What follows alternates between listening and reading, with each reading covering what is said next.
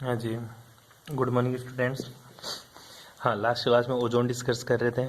Ozone में क्या याद करना मोटा मोटा, ठीक है। पहला ओजोन के लिए जो क्वेश्चन बनता है, ठीक है, ओजोन से रिलेटेड वो पहला क्वेश्चन यही बनता है तेरा कि ओजोन है ना, ओजोन गैस है, ठीक है, ये बनती कैसी है, इसका प्रिपरेशन मेथड क्या है, ठीक है। अपन धरती पे बनाए तो कैसे बनाएंगे। तो तेरे को इतना सा याद रखना है कि जो ओजोन गैस होती है, ठीक है, ऑक्सीजन गैस होती है, उसको मैं क्या करता हूँ गुरुजी, 0 डिग्री सेल्सियस के ऊपर गर्म करता हूँ और किस में कन्वर्ट कर लेता हूँ, मैं ओजोन गैस में कन्वर्ट कर लेता हूँ। ये पहला प्रिपरेशन मेथड था, ठीक है। लेकिन याद क्या रखना है इसके लिए, इलेक्ट्रिकल डिस्चार्ज ट्यूब, कौन सी, इलेक्ट्रिकल डिस्चार्ज ट्यूब मेरे को यूज करनी होती है इसमें, silent electrical discharge tube, silent electrical discharge tube, ठीक है। ये जो साइलेंट इलेक्ट्रिकल डिस्चार्ज ट्यूब होता है, इसका काम इतना सा होता है, ये O3 को O2 में डिकम्पोज होने से रोकता है, बस खत्म, ठीक है। ऊपर कैसे बनती है, ऊपर मतलब 20 किलोमीटर की ऊंचाई के ऊपर गुरुजी, यही जो ओजोन गैस होती है ये बनती है यूवी रे से, ठीक है। किससे, यूवी रे से, मतलब लाइट की प्रेजेंस में ये रिएक्शन होती है मेरी। और लाइट में भी कौन सी रेडिएशन काम में आती है, यूवी रेडिएशन मेरे को काम में आती है। बस ये ऊपर बनाने की मेथड, ये दो चीज बात बताई थी कल ढंग से तेरे को मैंने बताया था। ये तेरा एक एंडोथर्मिक प्रोसेस होता है, इसमें डेल्टा एच की वैल्यू 142 किलो जूल पर मोल होती है। बस ये बात तेरे को याद में रखनी है जी, ठीक है। अब एक चीज और याद कर ले छोटी सी वहीं पे, if concentration of ozone greater than 10% are required, a battery of ozonizer can be used, ठीक है। मतलब ओजोनाइजर बैटरी क्या होती है, ओजोनाइजर जो बैटरी होती है उसके अंदर 10% क्या होता है, कंसंट्रेशन रिक्वायर्ड होता है। मतलब अगर 10% से ज्यादा कंसंट्रेट है, ठीक है, 10% से ज्यादा अगर O3 है, कंसंट्रेट है, तो वो एक मेरे ओजोनाइजर बैटरी के रूप में मैं उसका यूज कर सकता हूँ। आई बात समझ, बस ये बात आपको ध्यान में रखनी थी। उसके बाद में मैंने तेरे को बताया था प्रॉपर्टीज, क्या बताया था, प्रॉपर्टीज, ठीक है। प्रॉपर्टीज में जो पहली फिजिकल प्रॉपर्टीज की बात करी थी, ठीक है, जो तेरी पहली फिजिकल प्रॉपर्टीज,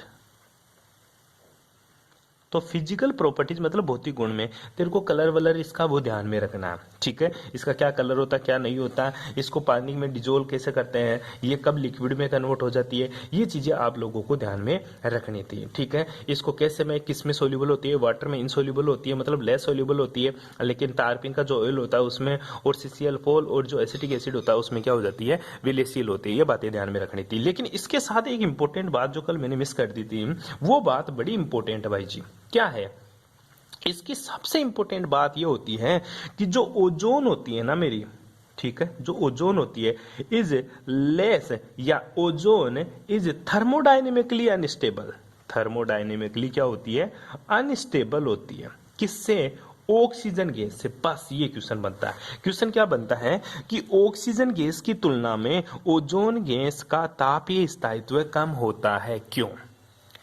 बड़ी इंटरेस्टिंग बात है जी भाई सच्ची में, ठीक है। Ozone is thermodynamically unstable compare to with respect to oxygen. क्यों होता है ऐसा, तो वो ऐसा इसलिए होता है बेटा जी, बहुत ही मजे वाली बात बताता हूं। तेरी ऑक्सीजन गैस है, ओजोन गैस है, ये ओजोन गैस किस में डिकम्पोज होगी, ये डिकम्पोज होती है गुरुजी O2 के अंदर और ऑक्सीजन के अंदर, O2 के अंदर और ऑक्सीजन के अंदर। जब ये डिकम्पोज होती है तो हीट क्या होती है, डेल्टा एच क्या होता है, साथ में डेल्टा एच, डेल्टा एच मतलब कुछ ना कुछ हीट क्या हो रही है गुरुजी, रिलीज हो रही है। हीट क्या होती है, रिलीज होती है। अतः डेल्टा एच का मान क्या आ रहा है मेरा, नेगेटिव आ रहा है। डेल्टा एच का मान क्या आ रहा है मेरा, नेगेटिव, क्योंकि हीट रिलीज होती है तो डेल्टा एच का मान क्या आता है, नेगेटिव। क्यों, जब ओजोन गैस होती है ना, ध्यान देना, O2 से O3 बनाना है ना, O2 से O3, तो ये तो मेरा एंडोथर्मिक प्रोसेस होता है। कौन सा होता है, एंडोथर्मिक, मतलब हीट रिक्वायर्ड होती है। लेकिन जैसे ही मैं O2 से O3 से वापस O2 बनाता हूं, तो ये मेरा कौन सा प्रोसेस होगा, एक्सोथर्मिक प्रोसेस होगा, मतलब हीट रिलीज होगी, ठीक है। तो ये मेरा कौन सा प्रोसेस होता है, एक्सोथर्मिक प्रोसेस होता है, मतलब उष्मा छेपी होता है। तो डेल्टा एच का मान क्या आ गया, नेगेटिव। दूसरी चीज ये देख, यहाँ पे कितने मोलिक्यूल्स है गुरुजी, एक ही मोलिक्यूल्स है, ठीक है, O3। यहाँ पे कितने मोलिक्यूल्स आए, दो आ गए, एक तो ऑक्सीजन गैस, एक मेरा नेसेंट ऑक्सीजन, ठीक है। तो यहाँ पे जो एंट्रोपी का मान है एस, एंट्रोपी क्या होती है? एंट्रोपी होती है बेटा रैंडमनेस ऑफ मॉलिक्यूल्स, या फिर रैंडमनेस ऑफ मॉलिक्यूल्स। जिधर ज्यादा मॉलिक्यूल्स होंगे उसकी एंट्रोपी ज्यादा होती है। इधर एंट्रोपी का मान एक मॉलिक्यूल्स के रेस्पेक्ट है, इधर जो एंट्रोपी को ऐसे दिखाते हैं एंट्रोपी का मान, ठीक है, वो कितने मॉलिक्यूल्स के रेस्पेक्ट है गुरुजी? 2 मॉलिक्यूल्स। तो इधर एंट्रोपी का मान क्या है मेरा? एंट्रोपी का मान क्या है? पॉजिटिव। ठीक है, डेल्टा एच का मान नेगेटिव और एंट्रोपी का मान क्या है मेरा? पॉजिटिव, क्योंकि मॉलिक्यूल्स ज्यादा है इधर। ठीक है, तो एंट्रोपी पॉजिटिव है, इधर एंट्रोपी क्या है? नेगेटिव बोल सकते हैं। इसकी तुलना में एंट्रोपी क्या है? नेगेटिव। आई बात समझ में? बड़ा इंटरेस्टिंग क्वेश्चन बनता है जी। अब ठीक है, according to thermodynamics, according to thermodynamics मतलब उष्मागतिकी रसायन के अनुसार जो डेल्टा जी होता है ना, ये कैसे क्या होता है? डेल्टा एच माइनस का टी डेल्टा एस। याद करो कक्षा 11। ठीक है, अगर डेल्टा जी का मान क्या आता है मेरा? नेगेटिव है, तो रिएक्शन क्या होगी? रिवर्सिबल होगा या इरिवर्सिबल, मतलब ये बिल्कुल स्पॉन्टेनियस प्रोसेस होगा, अपने आप होगा, स्वतः प्रक्रम होगा। ठीक है, और डेल्टा जी का मान अगर क्या आ रहा है मेरा? पॉजिटिव आ रहा है, तो अस्वतः होगा। ठीक है, ये स्पॉन्टेनियस, ये नॉन स्पॉन्टेनियस। ठीक है, ये क्या होगा मेरा? स्पॉन्टेनियस। ठीक है, और ये क्या होगा मेरा? Non spontaneous. ठीक है, मतलब अस्वतः है। और डेल्टा जी का मान क्या आ जाता है मेरा? 0 आ जाता है। तो नाइदर स्पॉन्टेनियस नॉर स्पॉन्टेनियस, बिल्कुल इक्विलिब्रियम में होता है। क्या होता है? इक्विलिब्रियम में होता है। आई बात समझ में? बस ये बात आपको ध्यान में रखनी है। अब मेरा यहाँ पे डेल्टा जी का मान क्या आ रहा है इस इक्वेशन के अकॉर्डिंग? डेल्टा एच का मान तो क्या? नेगेटिव। ठीक है, डेल्टा जी बराबर डेल्टा एच का मान तो क्या गुरुजी? नेगेटिव, फिर नेगेटिव। अब टी क्या है? टी ये 25 डिग्री सेल्सियस पे होता है, तो टेम्परेचर भी तू बढ़ा रहा है, टेम्परेचर भी तू क्या बढ़ा रहा है? और डेल्टा एस का मान क्या है? पॉजिटिव, तो डेल्टा एस भी बढ़ रहा है, डेल्टा एस भी क्या हो रहा है? बढ़ रहा, मतलब ये नेगेटिव में बढ़ रहा, और ये भी नेगेटिव और ये भी नेगेटिव, तो डेल्टा जी का मान क्या आ गया मेरा? नेगेटिव आ गया। और नेगेटिव आता है, ये कौन सा प्रोसेस है मेरा? स्पॉन्टेनियस प्रोसेस है, मतलब ये अपने आप टूट जाएगा। O3 जो ओजोन है ना, ये किस में टूट जाएगी? O2 व ऑक्सीजन में टूट जाती है। यही रीजन है कि ओजोन की जो थर्मोडायनेमिक स्टेबिलिटी होती है वो ऑक्सीजन गैस की तुलना में कम होती है। Ozone is thermodynamically unstable regarding to oxygen gas, because ozone के लिए एंट्रोपी का मान पॉजिटिव आता है, एंथैल्पी चेंजेस भी नेगेटिव आता है। अतः मेरा जो डेल्टा जी होता है, फ्री एनर्जी होती है, इसका जो मान आता है वो नेगेटिव आता है। ठीक है, गिब्स फ्री एनर्जी होती है, उसका मान भी क्या होता है? नेगेटिव। और गिब्स फ्री एनर्जी का मान नेगेटिव तो स्पॉन्टेनिटी को शो करता है। आई बात समझ में? इसलिए मेरा स्पॉन्टेनियस प्रोसेस होता है। कल थोड़ी सी बात मिस हो गई थी, ये बीच आपको ध्यान में रखनी होती है। उसके बाद में मैंने 2-4 रिएक्शन बता दी थी। एक क्वेश्चन और क्या बनता है वो देख ले। क्वेश्चन ये बनता है कि जो O3 होती है ना, ये मेरी स्ट्रॉन्ग ऑक्सीडाइजिंग होती है, स्ट्रॉन्ग ऑक्सीडाइजिंग एजेंट होती है। ठीक है, मतलब प्रबल ऑक्सीकारक होता है O3। क्यों? इसका छोटा सा आंसर देगा। O3 मेरा स्ट्रॉन्ग ऑक्सीडाइजिंग एजेंट होता है, इसका आंसर है क्योंकि गुरुजी जब O3 टूटती है ना तो बनाती क्या है? O2 प्लस नवजात ऑक्सीजन बनाती है, नेसेंट ऑक्सीजन बनाती है। और ये नेसेंट ऑक्सीजन बहुत ज्यादा रिएक्टिव होती है, इसलिए O3 मेरा क्या होता है? स्ट्रॉन्ग ऑक्सीडाइजिंग एजेंट होता है। बेटा इससे क्वेश्चन बहुत बनते हैं, तो ऐसे क्वेश्चन आपको ध्यान में रखना होता है। कर लेगा, छोटी छोटी बातें बताई मैंने। ठीक है, इसके साथ ही एक चीज और देख ले, केमिकल प्रॉपर्टीज के अंदर ही आती है इसकी, कि जब ओजोन रिएक्ट करती है excess of potassium iodide, potassium iodide मतलब Ki, ठीक है, किसके साथ रिएक्शन कराऊं मैं? O3 के साथ। ये क्या है? एक्सेस में ले ले। किस में ले लिया? एक्सेस में ले ले। ठीक है, जब गुरुजी मेरा ओजोन को रिएक्शन कराता हूं मैं, किसकी? ओजोन की रिएक्शन पोटेशियम आयोडाइड की एक्सेस में करवाता हूं, मतलब बहुत ज्यादा अधिक में करवाता हूं, तो मेरे पास एक बफर सॉल्यूशन बनता है। कौन सा सॉल्यूशन बनता है बेटा? बफर सॉल्यूशन बनता है। ठीक है, जो बफर सॉल्यूशन होता है इसकी जो पीएच होती है ना, ये 9.2 के समथिंग इसकी पीएच होती है।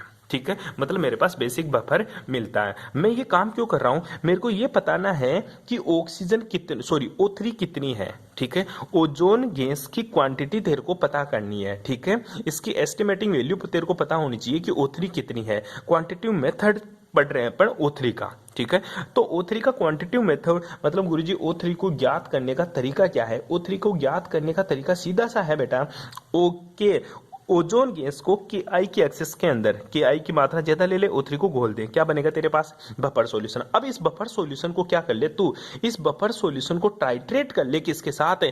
Standard solution of sodium thiosulphate, sodium thiosulphate NaSO3। ठीक है, SO4 NaSO3। ठीक है, सोडियम थायोसल्फेट के साथ इसको क्या कर ले तू? टाइट्रेट कर ले। क्या कर ले बेटा, इसको टाइट्रेट कर ले, तेरे को क्या मिल जाएगा, क्वांटिटेटिव मेथड वो एस्टिमेट ऑफ O3 मिल जाएगा कि O3 मेरी कितनी है उसका तेरे को पता चल जाएगा। तो क्या करना है, दोबारा से समझ इस चीज को, मेरे को गुरुजी O3 ज्ञात करनी है कि मेरे सॉल्यूशन के अंदर O3 कितनी है।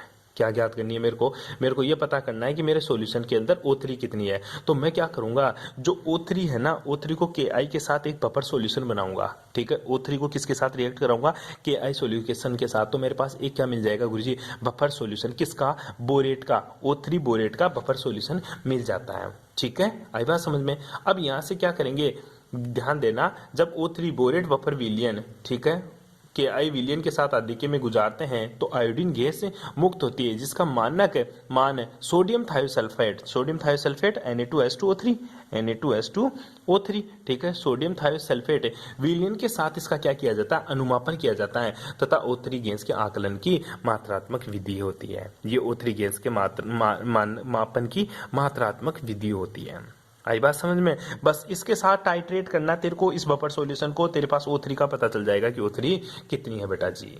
आई बात समझ में। ये छोटी सी बात कल मिस हो गई थी। और एक छोटी सी बात और है, वो और देख ले, छोटी सी क्या बात और बात ये है बेटा जी कि अपने जो एनवायरमेंट के अंदर जो O3 है ऊपर, ओजोन गैस है, ऐसे बोलते हैं ओजोन गैस मेरी क्या हो रही है, धीरे धीरे ओजोन गैस में छिद्र हो रहे हैं, होल हो रहे हैं। होल होने की वजह से जो अल्ट्रावायलेट रे है, पराबैंगनी किरणें हैं, वो धरती के ऊपर पहुंच रही है। तो बात आती है गुरुजी O3 के अंदर, मतलब ओजोन लेयर के अंदर ये जो होल हो रहे हैं, ये क्यों हो रहे हैं। ठीक है, ऐसा क्या हो रहा है कि मेरा O3 के अंदर क्या हो रहे हैं, होल हो रहे हैं। ठीक है, तो बेटा ध्यान दीजिएगा, अपने पास जो भी तेरे सुपरसोनिक जेट होते हैं, सारे के सारे सुपरसोनिक जो जेट होते हैं ना बेटा, वो कौन सी गैस रिलीज करते हैं, वो नाइट्रोजन ऑक्साइड गैस रिलीज करते हैं। कौन सी गैस रिलीज करते हैं, वो नाइट्रोजन ऑक्साइड गैस रिलीज करते हैं। जितने भी तेरे सुपरसोनिक विमान हैं, तेरी यान, जितने भी तेरे सुपरसोनिक जेट है, एरोप्लेन्स है, ये क्या करते हैं बेटा, ये गुरुजी नाइट्रोजन ऑक्साइड गैस रिलीज करते हैं। और जो नाइट्रोजन ऑक्साइड गैस है, ये ऑक्सीजन के साथ बहुत ही ज्यादा फास्टली रिएक्शन करती है और बनाती क्या है, मेरे पास NO2 गैस है और साथ में ऑक्सीजन गैस में कन्वर्ट कर देती है। इसलिए मेरा ओजोन गैस क्या हो रही है, खत्म होती जा रही है। ठीक है, तो क्या होता है, जब नाइट्रिक ऑक्साइड को ओजोन के साथ अत्यधिक तीव्रता से संयुक्त होते हैं तो ये संभवतः सुपरसोनिक जोट के निकास तत्वों के उत्सर्जित नाइट्रोजन ऑक्साइड की ऊपरी वायुमंडल ओजोन की सांद्रता को मंद गति से क्या कर रही है, क्षय कर रही है। कुछ नहीं है, सुपरसोनिक जेट के द्वारा या एरोप्लेन्स के द्वारा उत्सर्जित नाइट्रोजन गैस, रिलीज की गई nitric oxide gas ozone gas के साथ फास्टली रिएक्ट करती है और नाइट्रोजन और डाइऑक्साइड या नाइट्रोजन ऑक्साइड गैस रिलीज करती है, साथ में ऑक्सीजन बनाती है। इसलिए ओजोन गैस का क्या हो रहा है, मेरे क्षय हो रहा है बेटा। आई बात समझ में, आ रही है बात समझ में। इसके अलावा ओजोन की परत को नष्ट करने वाला दूसरा कारक होता है तेरा CFC। ठीक है, CFC, ठीक है, क्लोरोफ्लोरोकार्बन। ठीक है, जो तू फ्रिज में यूज करता है, वो भी ओजोन गैस की लेयर को खराब कर रहा है। ठीक है, आई बात समझ में। अब एक जो छोटी सी रिएक्शन होती है बेटा जी, वो आपको रिएक्शन हालांकि आपकी बुक में कम ही मिलती है, लेकिन वो पूछ ले कभी कभी, वो अपन आगे पढ़ लेंगे। ठीक है, ओजोनोइक का निर्माण कैसे करते हैं। ठीक है, चाहो तो लिख लेना, चाहे मत लिखना। मैं बात करूं ओजोनोइक का फॉर्मेशन करना है, ये मेरे पास CH है, CH है, इसको बोलते हैं एसिटिलीन। ठीक है, क्या बोलेंगे इसको, एसिटिलीन, जो होता है तेरा सारा का सारा एल्काइन होता है। ठीक है, अब इस एल्काइन की रिएक्शन तो कराएगा किसके साथ, ओजोन गैस के साथ। किसकी प्रेजेंस में, ध्यान दे लेना, CCl4 की प्रेजेंस में। तो बनता क्या है गुरुजी, यहाँ पे ऑक्सीजन, यहाँ पे मेरा CH2, यहाँ पे ऑक्सीजन, यहाँ पे ऑक्सीजन, यहाँ पे मेरा CH2 और ये मेरा ऑक्सीजन बन जाता है। क्या बन जाता है बेटा, ऑक्सीजन बन जाता है और बीच में एक डबल बॉन्ड, और CH है, ओनली CH2 नहीं बेटा, CH। ठीक है, इसी के साथ अगर मैं CH2 डबल बॉन्ड CH2 की रिएक्शन कराता हूँ O3 के साथ, तो बनता क्या है मेरा, CCl4 की प्रेजेंस में, तो बनता क्या, ऑक्सीजन, यहाँ पे मेरा CH2, O CH2 और ये मेरा ऑक्सीजन। इस टाइप का कंपाउंड देखने को मिलता है। ये रिएक्शन कैसे होती है, ध्यान देना बेटा, ये ऑक्सीजन को, तेरे को इतना सा ध्यान रखना, ये बॉन्ड टूटेगा, इधर ऑक्सीजन और ऑक्सीजन दो जुड़ गया। ठीक है, ये बॉन्ड टूटेगा, इधर एक ऑक्सीजन जुड़ गया, बस खत्म। इसमें क्या करना, O3 जोड़ना, ये बॉन्ड तोड़ा, ये टूटते, ये ऑक्सीजन, ये ऑक्सीजन, ये ऑक्सीजन जुड़ गया, एक ऑक्सीजन और है गुरुजी, ये ले इस बॉन्ड को भी तोड़ दे, फिर इसको तोड़ के कर दे, बस ये कंपाउंड बन गया। सिंपल सी आपको रिएक्शंस देखनी होती है जी, कर लेकर है। ये छोटी छोटी बातें थी, आपका ओजोन वाला खत्म हो जाता है चैप्टर यहाँ पे। अब अपन नेक्स्ट क्लास में नेक्स्ट पढ़ेंगे कौन सा, ग्रुप 16 हो गया, ग्रुप 17 और 18। ठीक है भाई, थैंक्स फॉर कोऑपरेशन।